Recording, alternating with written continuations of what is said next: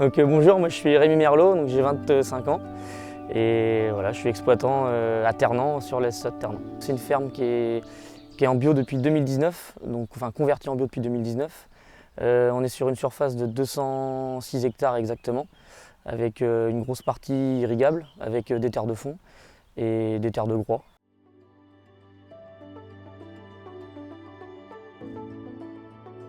Au niveau du choix variétal, donc on utilise des blés anciens et des blés assez rustiques. Parce que déjà d'une, au niveau du salissement, c'est des blés qui couvrent beaucoup. Des blés qui sont, on va dire, pas très sensibles au désherbage mécanique parce qu'on va quand même venir les gratter quand même pas mal de fois. On fait des mélanges en général, des mélanges de 3 variétés pour pouvoir avoir déjà un petit peu de protéines aussi, parce qu'on cherche des blés à forte valeur protéique. Et après un blé de rendement, bah forcément pour avoir un mix de tout ça, quoi. Voilà.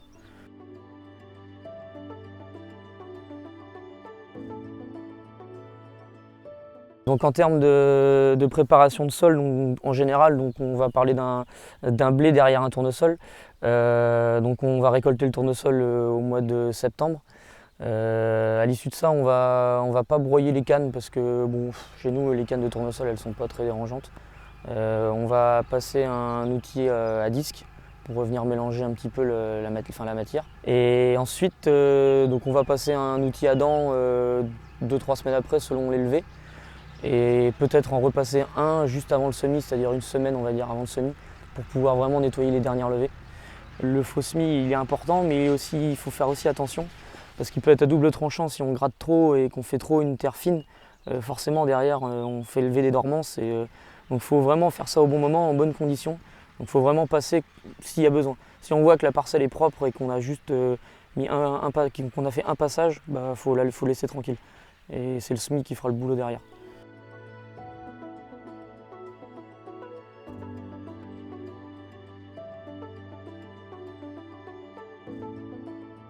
On va arriver donc sur une date de semis entre mi-novembre et début décembre, donc sur des semis quand même tardifs, hein, parce que bon, en bio on sait que plus on sème tard, mieux on sera résilient face aux maladies et face à plein de choses, enfin surtout au salissement.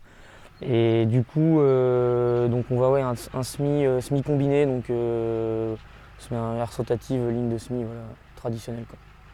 Et dans l'idéal, un sol ressuyé, pareil un petit peu humide. Il faut éviter faire ça trop dans un environnement trop sec, quoi. Si on brasse de la poussière, voilà, on met des limons dessus et voilà, on fait net. Après derrière les riz gras, les avoines, enfin les folles avoines, tout ça, quoi. Alors profondeur de semis, en général un blé on va le mettre entre 2 cm, 3 cm, on va dire dans les maximums. Et pour pouvoir derrière passer un coup de désherbage mécanique, donc à l'aveugle, si on peut le faire. Et densité de semis, on essaie d'être autour de 400-450 grammes au mètre carré. Voilà, selon les PMG, selon les variétés, pour essayer de sécuriser pareil au maximum la levée et pouvoir avoir derrière une souplesse pour désherber mécaniquement et peut-être enlever du pied malheureusement, mais bon, c'est comme ça. On vaut mieux semer plus épais et désherber et nettoyer que de semer clair et puis derrière d'avoir un champ, on n'ose pas passer les RC tri parce que forcément c'est déjà clair, donc on va en détruire d'autres.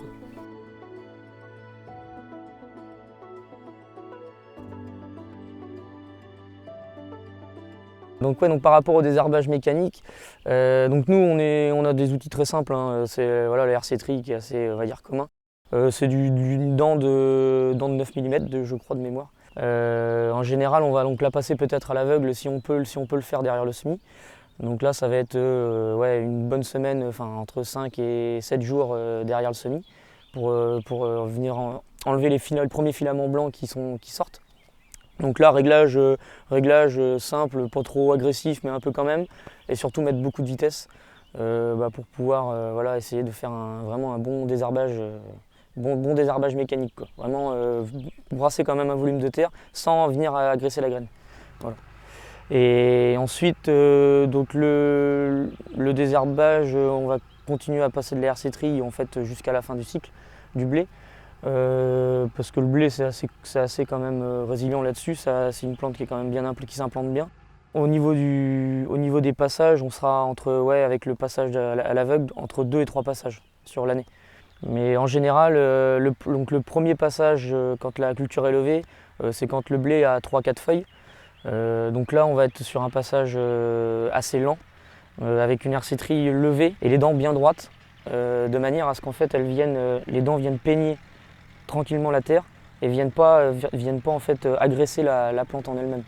Mais par contre, on arrive quand même à faire pas mal du bon boulot sur ce passage-là. Et ensuite, plus on va aller dans la saison, plus le blé va pousser, va être haut, et plus les herséteries, on va baisser les panneaux. Voilà. Donc en fait, une herséterie, c'est plus on est tôt dans la saison, plus elle est haute, donc plus on va vers la récolte, plus les panneaux descendent.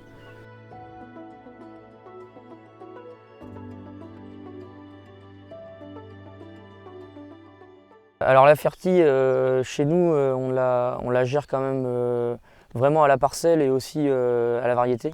Parce que les blés population, admettons derrière un tournesol, on va mettre rien, on va mettre aucun engrais.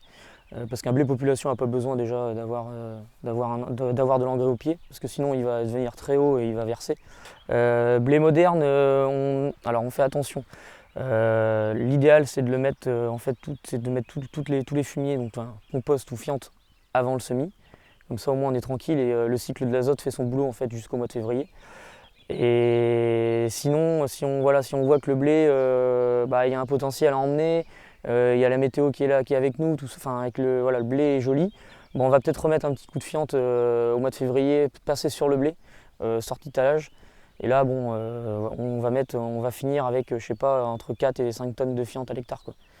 Par rapport à du minéral, c'est vrai que l'organique, il a quand même un effet long terme, déjà d'une, parce que c'est un complet en fait, hein. Il y a tout ce qu'il faut dedans. Tout ce qui est compost, c'est vrai que ça va faire un bon amendement pour la culture en place et pour la culture d'après. C'est-à-dire que si on va implanter un couvert derrière un blé, on sera content d'avoir les reliquats d'un compost qu'on ne pourra pas forcément avoir avec un minéral.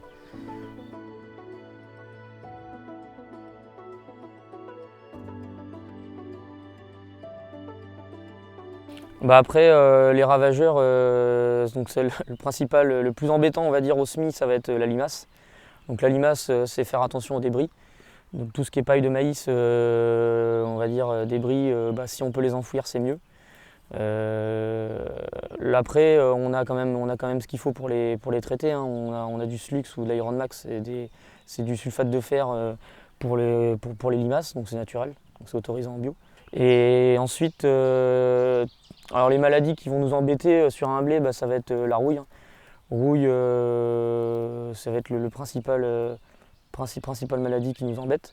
Après, sur cette parcelle-là, on a pu passer en préventif et en curatif du soufre, du cuivre et un peu de purin d'ortie.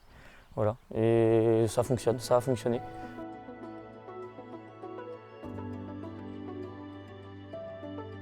Donc au niveau de la récolte, c'est vrai que la récolte c'est en général entre première quinzaine de juillet. Bon, c'est dans les standards, hein. Ça peut être plus tôt ou plus tard, mais on va être sur ces dates-là. Alors le blé, en général, on le ramasse coupe directe avec la moissonneuse. Sinon, si on voit qu'il y a un petit peu de saleté dedans ou de verre qui monte, parce que ça arrive que ça se ressalisse les blés au mois de juin, là, quand il y a quelques orages. Donc là, on décide de faucher avant la récolte. Et on va récolter selon les températures une petite semaine après la fauche, quoi. Voilà. Les potentiels de rendement chez nous, ça dépendra des terrains. Mais en moyenne, on va être les blés, on va être autour de 25 quintaux, donc 2,5 tonnes à l'hectare.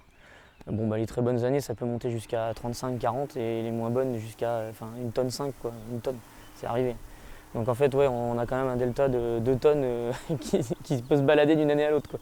Donc c'est pour ça, pour moi, le blé, faut quand même faire cette culture avec résilience. Faut pas y mettre trop d'intrants dessus. En fait, faut suivre cette culture en fonction de l'évolution de la météo et de l'année. C'est pas une culture où on y met énormément de charges parce qu'on ne sait pas quel prix il va être payé à la fin, quoi, en fin de compte.